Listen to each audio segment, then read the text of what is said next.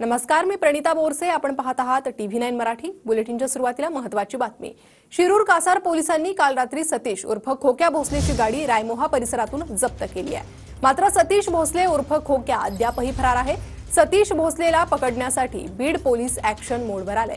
सतीश भोसलेनं हीच गाडी गुन्ह्यात वापरल्याची देखील माहिती समोर येते.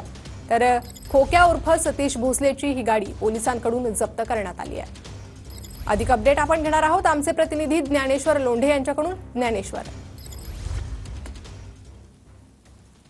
निश्चितच आमदार सुरेश धस यांचा कार्यकर्ता असलेला सतीश भोसले हा गेल्या काही दिवसापासून फरार आहे. शिरूर कासार पोलीस ठाण्यात त्यांच्यावर गुन्हे दाखल आहेत आणि काल रात्री जे आहे ते पोलिसांनी सतीश भोसले यांनी गुन्ह्यात वापरलेली हीच ती काळी गाडी आहे. आलिशान अशी लाखो रुपये किमतीची गाडी सतीश भोसले वापरत होता आणि ही गाडी काल पोलिसांनी जप्त केली आहे. या गाडीचा पंचनामा केला आहे आणि ही गाडी आता जप्त करून शिरूर कासार पोलीस ठाण्याच्या आवारात आणून लावण्यात आली आहे.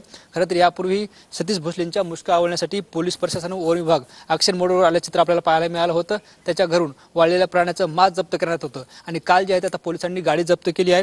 एका माणसाला बॅटने मारहाण केल्यानंतर सतीश भोसले चर्चेत आला होता. त्यानंतर बावी गावातील ढाकळे पिता पुत्रांनाही त्यांनी मारहाण केली होती आणि त्यानंतर गुन्हा दाखल सतीश भोसले अद्यापही फरार आहे आणि सतीश भोसलेला पकडण्यासाठी शिरूर कासार पोलीस व बीड पोलीस जे आहेत त्या मागावर आहेत. मात्र तो सातत्याने लोकेशन बदलत असल्यामुळे पोलिसांच्या हाती लागत नाही अशी ही माहिती मिळते. मात्र शक्यता आहे की पोलीस त्याला लवकरच पकडतील. प्रणिता. नक्कीच ज्ञानेश्वर, धन्यवाद या सविस्तर माहितीसाठी.